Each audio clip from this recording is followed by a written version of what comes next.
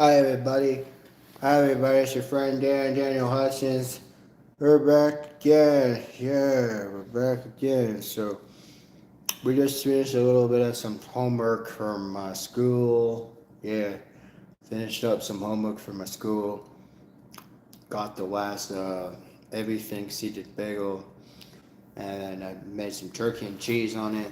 Just drinking myself a little bit of some Diet Pepsi. Yeah. Doing a little bit of homework. Had some lunch, and I was doing a little some Cobra Kai this morning.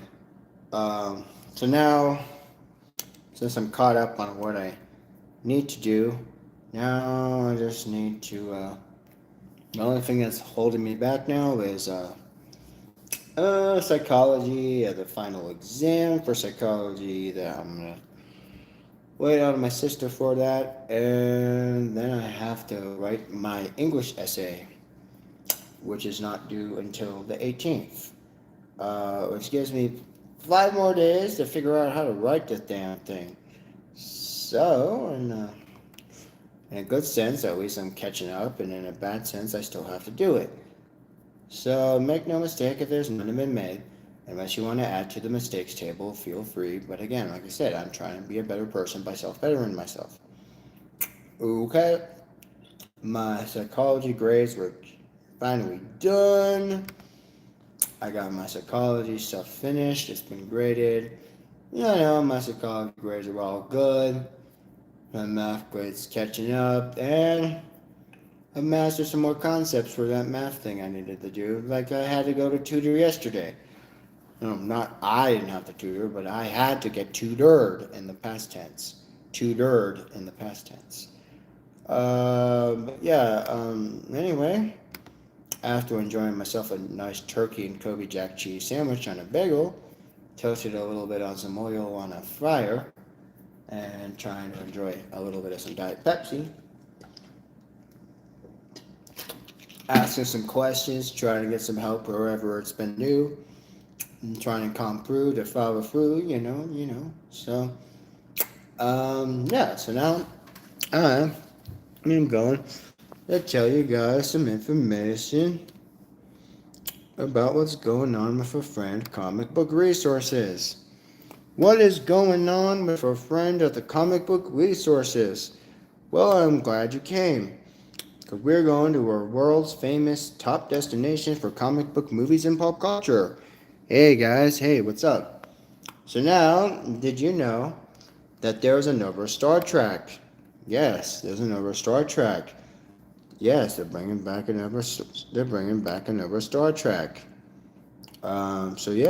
Okay. So the Star Trek they're bringing back is another season of the Strange New Worlds.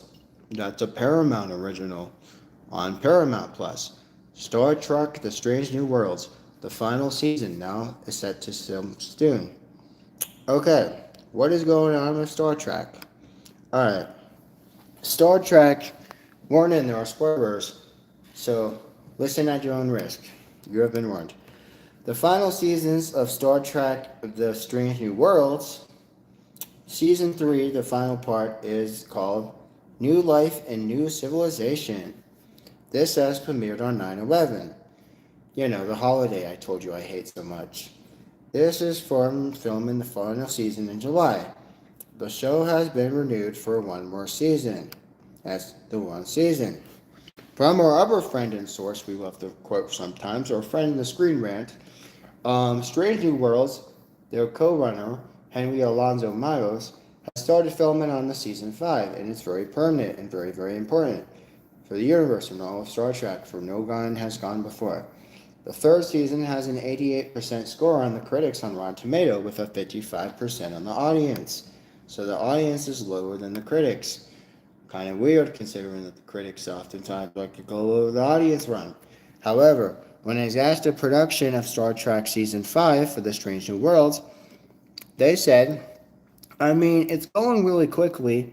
However, we're in the middle of it, so we're about to start the filming in a week or so. It puts our Season 5 on a track for the finish by our production for this month. Production for this month, September. since we're in the month of September, where we are. The third season of Strange New Worlds follows where we ended Captain Marie Bateau, where she is in an effort to save her own life. She is transformed into a hybrid. She sacrificed and killed herself for the better of the universe. But before she did that, our friend Captain Christopher Pike, yes, Captain Christopher Pike, gets a glimpse of what was happened in their life together they spent. However, this may be like a hark to back to the famous Star Trek The Next Generation, The Inner Light. However, is there a future beyond the Strange New World? That's a good question. Strange New Worlds Season 5 will be abbreviated as such with 6 episodes instead of the 10 that the normal season has. Also, it's far less than the previous season. Therefore, it's trying to wrap it all out. So, in previous interview with our other friend, the Collider, Myers and his other friends already know what's going to happen in Season 5 and beyond. Well, we know what's going to happen if Star Trek Beyond the Strange New World. When asked again what's going to happen with the crew of the USS Enterprise, they said, yes, we know what's going to happen. However, the director and producer says, this is how it comes together in the final one-shot, sort of.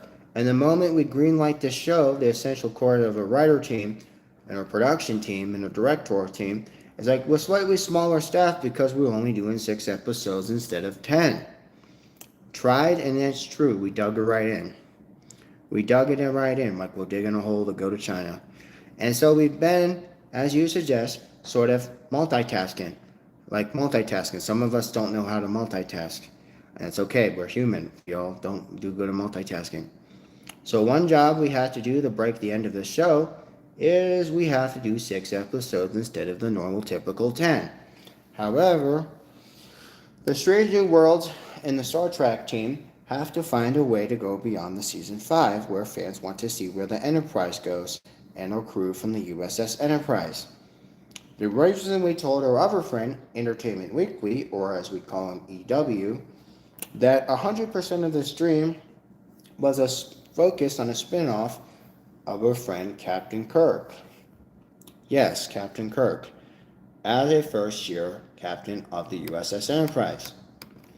Obviously, when you go to the original Star Trek from 1960, it's not that far off fundamentally when the relationship has already existed.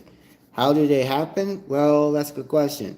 Obviously, if you have the benefit of a doubt and you have a brain so small you realize you can't comprehend it, we have an opportunity for Sulu and for the rest of Dr. McCoy in the longer life, in the long run, for an opportunity for checking up. So it would be awesome to be able to continue, he said. So Star Trek The Strange New Worlds is now going to be coming back to Paramount for the final season, which is supposed to go in this month. So if you follow Star Trek and you like The Strange New Worlds, I really recommend you go and watch that. Okay? Okay. So now, what else are we going to do? Well, considering we just caught you guys up on what's going on with Star Trek and The Strange New World, okay. So yeah, we're now going to be talking about some more Batman. Yes, Batman. Yes, we're going to talk about some Batman. So now the conclusion we know from Batman is now delayed until 2026. Okay, so what is this idea for the Batman movie? Or should we say the Robert Pattinson? Okay, Robert Pattinson, his Batman, or should we say is based on the Batman Hush. Batman Hush was announced all the way back in the year of 2002. There's a great deal of story depth where Jim Lee could actually deliver a 12-issue arc of that show. However, he did not do it in time in a monthly series a number of year time. Again, most recent attempt to this in the time, Divine Righteousness and the Adventures of Max Faraday. They have trying to take this to 2 years between 1997 and 1999. Again, this 12-issue arc has been completed. However, we know he pulled it off in the end, despite the fact our friend Jeff Loeb had helped us make Batman Hush one of the most successful arcs and storylines of Batman of all time. They were supposed to make a second one called Hush, but the U is a 2 instead of a U and says Hush, with the number 2 replacing Hush. However, it just has a weird name. Despite that, the first report from our friend Bleeding Cool. This happened in spring of 2025, intending to have this be a 6-run issue, not until the end until next year. What is our current solicitation on these final books of the second Hush? Well, again, it collects Batman 162, 163, and then others. So again, this is created by our friend Jeff Loeb and Jim Lee. The originators that made the first and the originals of the Batman Hush storyline. The major issue with this is to try to close out the third volume in time before the new year. However, in the fourth volume now already out this month, there's been very multiple delays. So it wasn't even going to be possible. Ultimately, DC's publishing has to decide to relaunch anyway because, they're procrastinating. So the Batman volume debuted this month despite the fact the previous volume, it has some money and some financial problem and funny questions yet is that where's Batman going to go? Well, again, with Batman number 923 and then going to Batman number 162, going on the legacy of Batman of number 100, well, no, not 100, but 926, and then also Batman number 1 already on legacy run from Batman number 926. Again, that last number, again, since I messed it up the first time, is the legacy Batman of number 926, which is to reset the Batman Hush universe. The other issue with this is that DC Publishing has planned to make a spin-off of the Red Hood. Jason Todd. Jason Todd, the Red Hood, aka Red Hood, had his own series. However, it's very difficult to flesh out his character when a storyline has not been finished. However, DC's Publishing has decided to go through that plan as well. However, when they relaunched the Red Hood spin-off show and the series, they of course did some with outside controversy. DC then had to cancel the Red Hood series and then make another issue which is less of a problem. But not really, because you had to fix it anyway. Jim Lee has been very busy in the publishing house of DC Comics. So again, it's not surprising considering he's had to go this whole story and fix it from the first place. Considering he's probably suggested that DC should have made this Hush 2 a standalone series instead of having it be like as long and drawn out as they said it was going to be, again from our friend the Bleeding Cool. Okay, so now, since that's totted up what the conclusion of Batman Hush, now getting delayed till next year, we're going to catch you up on more information here on our friend Comic Book Resource, or on letters CBR. Okay, so what is going on else in the universe? Well, so we're going to talk about the Lord of the Rings again. Okay, the Lord of the Rings. So we talked about this a lot of times before, especially in the spring, because in the spring, that was the last time we did a revisit of Lord of the Rings. Just like we said, we're going to do twice a year, we do Lord of the Rings twice a year on the Hutchins Hut. So here we are talking about the Lord of the Rings. Peter Jackson and his Lord of the Rings set the bar for a fantasy that has yet to be surpassed. However, and the visual effects and the cinematography have been changed and surpassed and such, the movies have flawlessly encapsulated the vision of J.R.R. Tolkien, whose fictional world of Middle-earth is so elaborate and yet complex for even the basic human to understand. So, in an indistinguishable way from reality, when a bend from reality, it's not really that far out and complex. However, this would be indistinguishable since the presence of a non-human sentient race in comparison to the Hobbit trilogy and the Prime Video prequel series, The Ring of Power, both which struggled to meet the fraction of the Lord of the Rings quality and recognition and the fame. The Lord of the Rings success comes from many proverbial factors. One is because it's authentic, two is because of innovation, And also because the fans most of the time agreed with the first 15 minutes of the Fellowship of the Ring was enough to guarantee why the trilogy was so triumphant. Again, in fact, the prologue has compressed decade of Tolkien lore in just a few minutes, effectively balancing the balance in the universe of the Lord of the Rings. Immersing yourself in expose with a story, meanwhile the transition into a subsequent in the Shire, concerned hobbits in the Shire.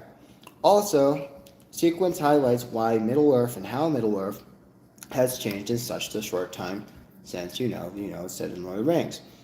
The Lord of the Rings had managed to capture the viewer's attention in the watcher by keeping them interested in the rest of the story. J.R.R. Tolkien had also started his story on a perfect note.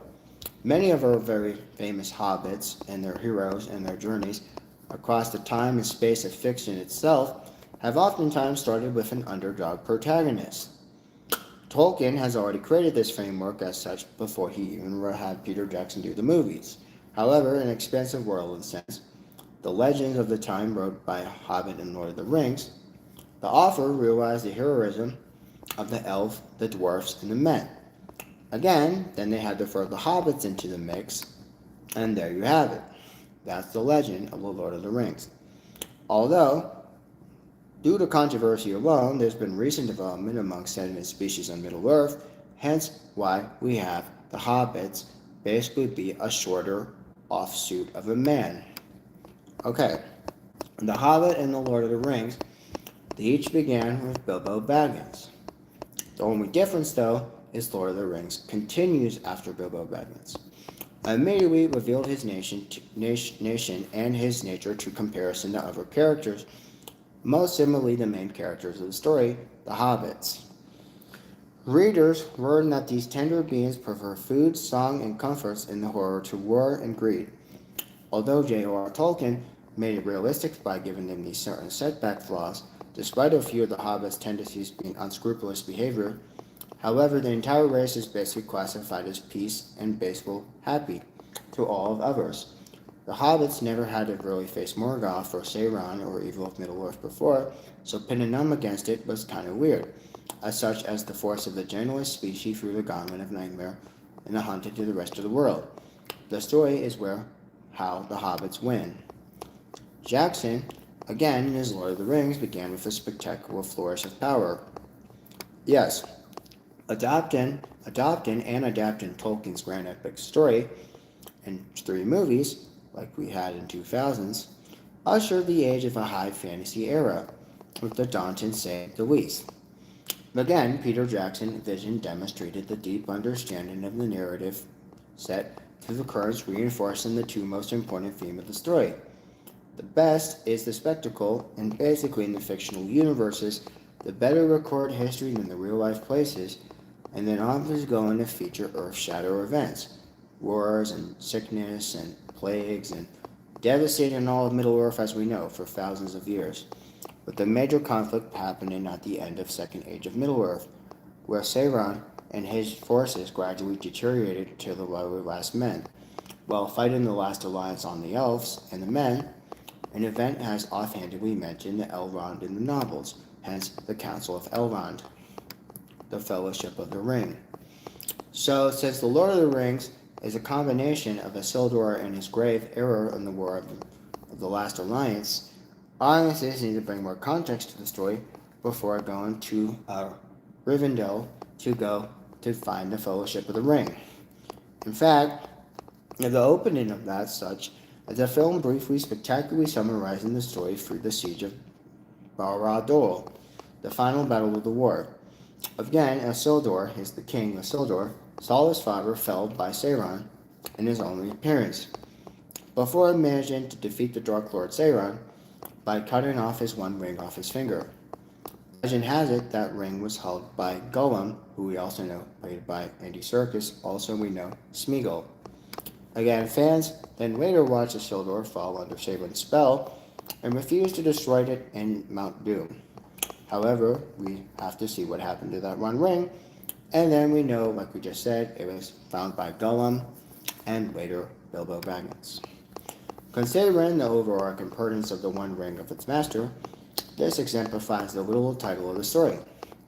Jackson, in his flashback sequence, is so brilliant in multiple levels of display. Not only is it very visually scrupulous, but the War of the Last Alliance also highlights the incapable and incomparable scope of the stakes involved with the Fellowship in the Ring, and the subsequent journey they have to do to destroy the One Ring at Mount Doom. However, after seeing Lord Sauron and the One Ring, how it's capable of it, viewers and watchers like us, and fans and followers like us, have to instantly realize the uphill struggle with Frodo, Baggins, and the rest of the gang. However, the prologue sequence is narrated by our friend, Galadriel, the Queen of the Elves.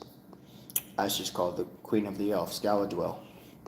One of the few Middle-earths that know her entire history. Her role is very important to the movies. In fact, very important to the movies. Very important to the movie. Like I've said 4 times now. That said, it's been staggering contrast between the backstory and the few minutes that revive around the narrative. The Shire has formed the bedrock to all of the Fellowship, with their ultimate goal is to destroy the One Ring.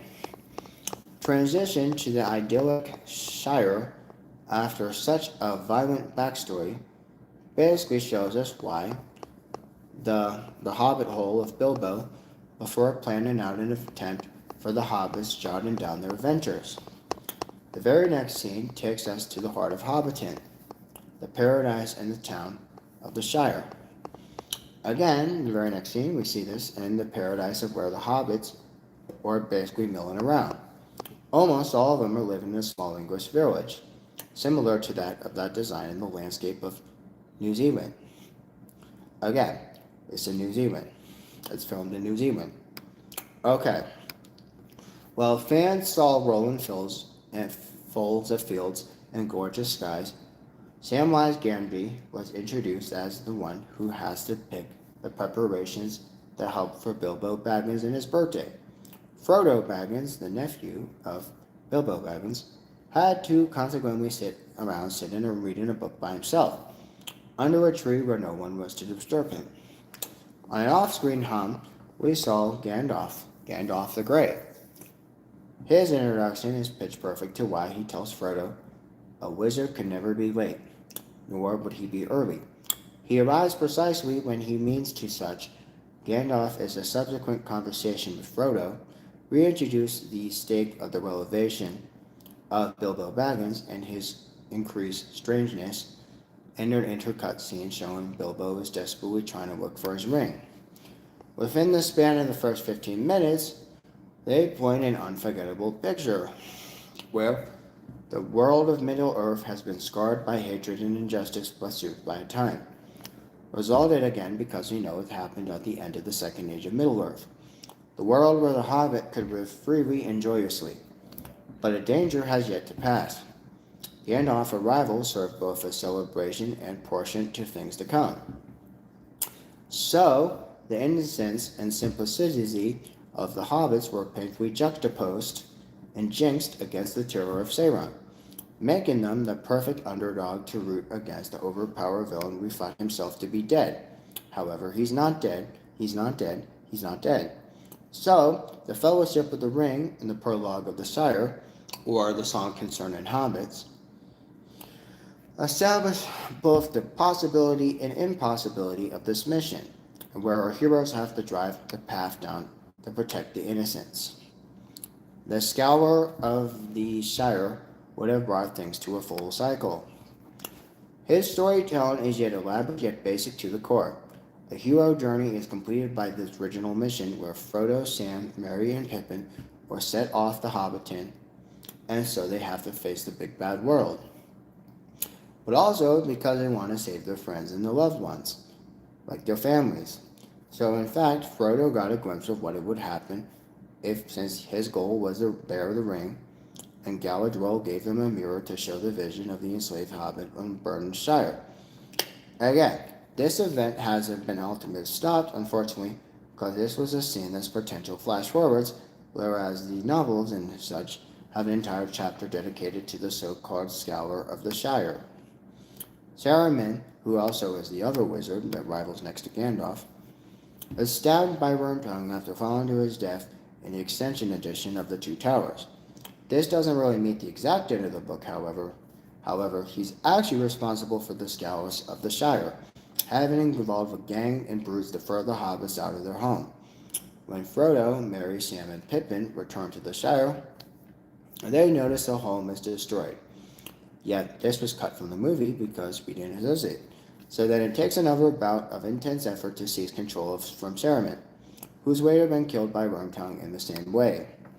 The heroic hobbits have to find a way to slowly rebuild the town. However, uproot trees and basically that have been felled over Saruman's tyranny and destruction. And then it's only just then that Frodo leaves the Middle Earth behind, with Gandalf, Galadriel, and Elrond, exercising the Scour of the Shire. When the movies may not have been better for this runtime, it's failed to capture the cyclical nature of Tolkien and his storytelling. Very fears of such, like the fear of self, and the viewers expressed after seeing the Shire actually coming and passing before peace and yet restored once more. In the result, the scouring of the Shire is an absence conflicted directly to the perfect first 15 minutes of the trilogy. Now, on the other hand, there were very, very few fantasy stories and movies capable of setting off such a lofty standard for mere exposition. Again, reminder, there is The Lord of the Rings, created by J.R.R. Tolkien. The first movie is The Fellowship of the Ring. The last movie was The Battle of Five Armies Hobbit. We also had The War of Rohirrim. The first TV show is The Ring of Power. And then we also have more Rings of Power coming out next year. So, if that doesn't help, then I don't know what else to tell you, because now we're talking about our next thing.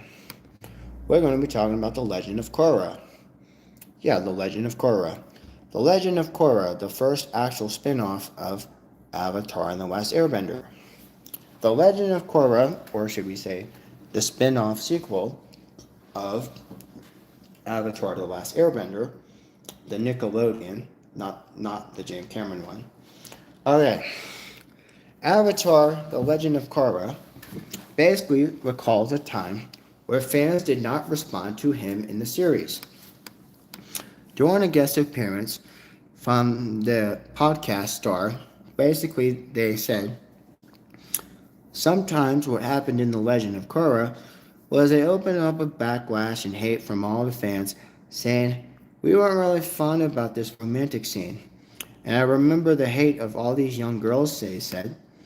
Avatar, The Legend of Korra basically stands behind a controversial pair, which makes it more down the road. However, as it said, I was like, yo, I did not write it. I just said it. When I asked to confirm that, he himself said in preference regarding the romantic pair of Mako and Korra. Mako and Asami, and Korra and Asami. However, we all know those characters in the show, if you watch the show. I've watched the show hundreds of times. Cheers to you. I'm all about my career and how much it works for giving the gift to me, since Korra is the star of her show. I'm all about it, but it means more work down the road. I'm all for that. And a powerful firebender who grew on the streets of Republic City alongside his brother Bolin, we have Mako. Mako became the fast fan favorite in The Legend of Korra when it used to air on Nickelodeon. So, over the course of time, he went through completely dedicating his career on being a pro firebender and have a staunch loyal like Korra, who is a waterbender, and their idea to equalize the idea of shadow villains. Although he did make some serious romantic spark with Korra and Asami in different part of the series. The character's been so controversial since then that their own romance in later seasons of Legend of Korra has sparked all this fan backlash and all this backlash hate, even years after its cancellation off Nickelodeon. So while Korra's story came to an end after 4 seasons on TV, the story then again follows again. This is basically Avatar, The Last Airbender, and basically the spin-off I've said. So for the next series, which is going to be called Avatar Seven Havens. This basically is supposed to happen in 2027. The synopsis says, this is a world that's been shattered after a disaster, where an earthbender learns that post-Korra and post-Avatar basically seen the bringer of doom. She, and also her twin race from the Seven Havens, have to be pursued by humans and spirits alike, where they have to team up like an alliance, sort of like a team. This sets up a story unlike anything fans of the franchise have seen before. As such, this is the second spin-off of Avatar from Nickelodeon, not to get confused with the one by James Cameron, because this is the Avatar by Nickelodeon, not James Cameron. So, get that through your head. Avatar also has to face off many threats on every side of the corner. Every corner and navigate through a world that has been fallen in pieces since Korra's time in the Avatar series. Fans got to see the first look of the Seven Havens during San Diego Comic-Con this year. However, the glimpse of this character will be joining is surprisingly colorful and cold, while also traversing through adventures, since it's now solidified itself as the next Avatar spinoff. So, I'll see ya later.